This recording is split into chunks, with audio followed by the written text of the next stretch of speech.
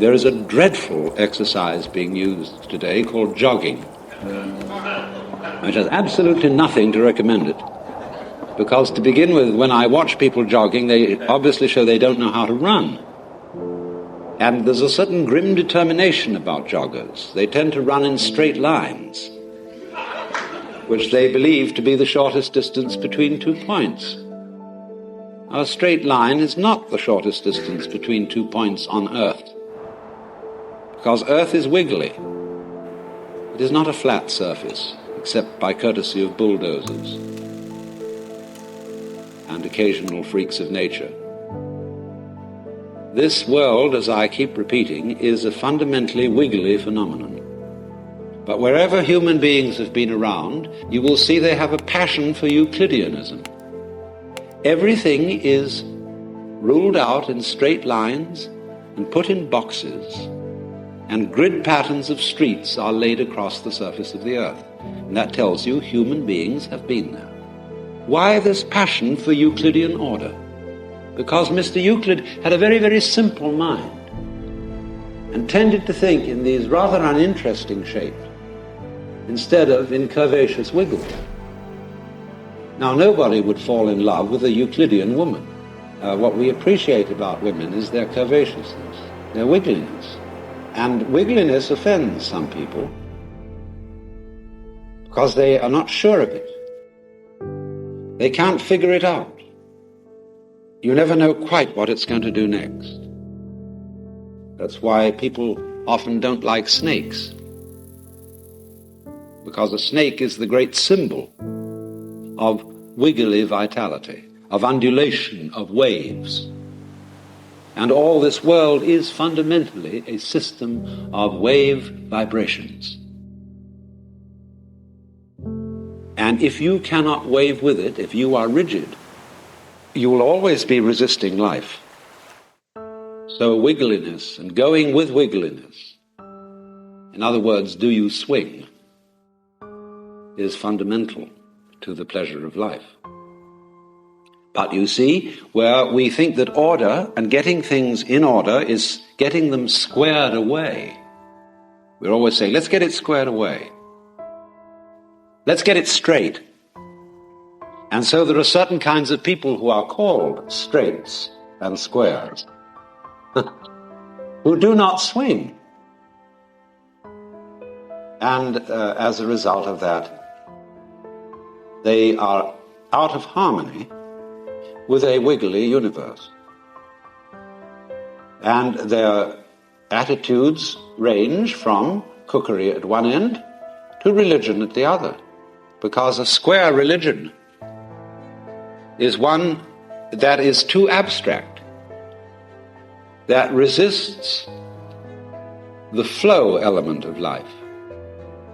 It wants a canal instead of a river. And it conceives heaven as a city rather than a rose garden. Paradise is a garden. And all the trouble began when people substituted the heavenly city for the paradise garden. When, in other words, popes began to be called urban and unbelievers were called pagan, because a paganus is a country dweller, a man of the wiggles, as distinct from a man of the streets, a liver under the sky instead of one who lives in a box. Because the box, you see, is the great symbol of classification. What box are you in? All words are labels on intellectual boxes. Is it animal? Is it vegetable? Is it mineral? 3 boxes.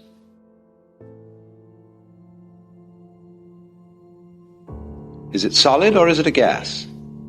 Is it Republican or is it Democrat? Is it capitalist or is it communist? Is it Christian or is it heathen?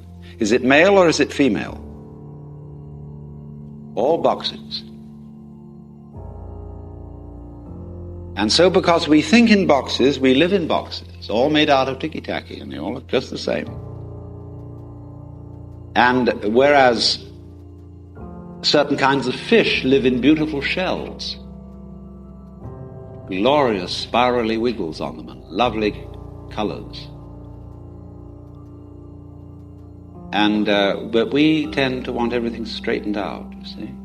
And that rigidity is always in a fight with the surrounding fluidity.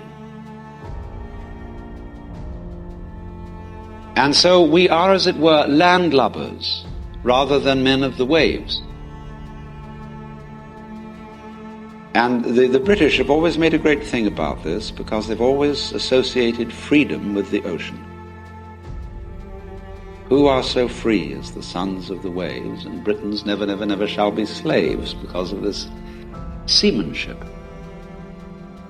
Now, we think, you see, of the sea as fluid and the land as solid. And nothing could be further from the truth, as you've all experienced recently in Southern California. The earth is not very solid. It flows.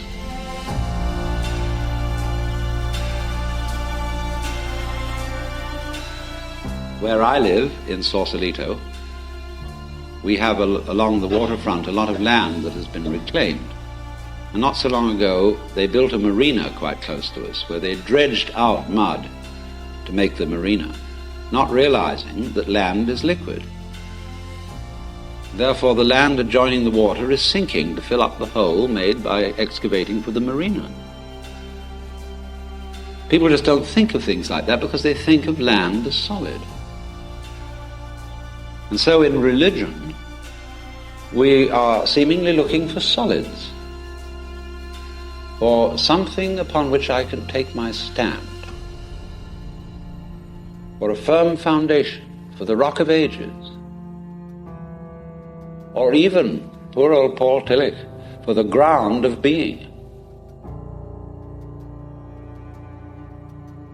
But we are not living in that sort of universe. We're living in a fluid universe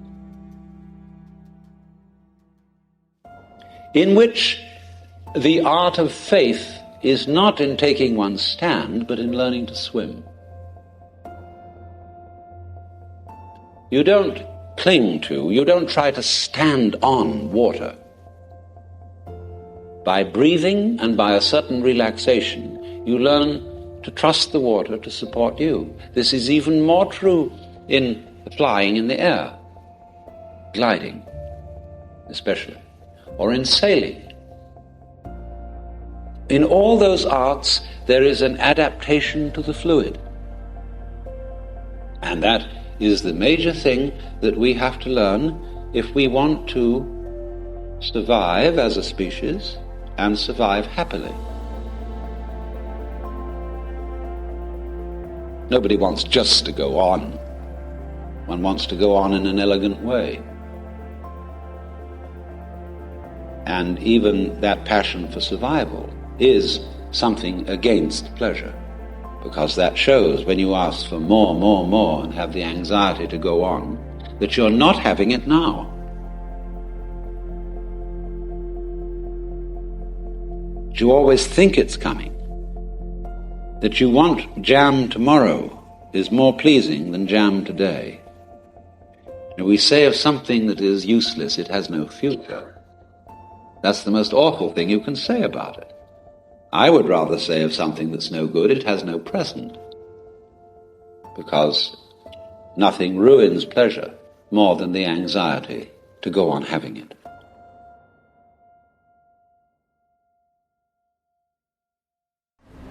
When life gets busy, pause, take a deep breath, download Mindset, and listen to your favorite inspirational speeches to unlock your full potential.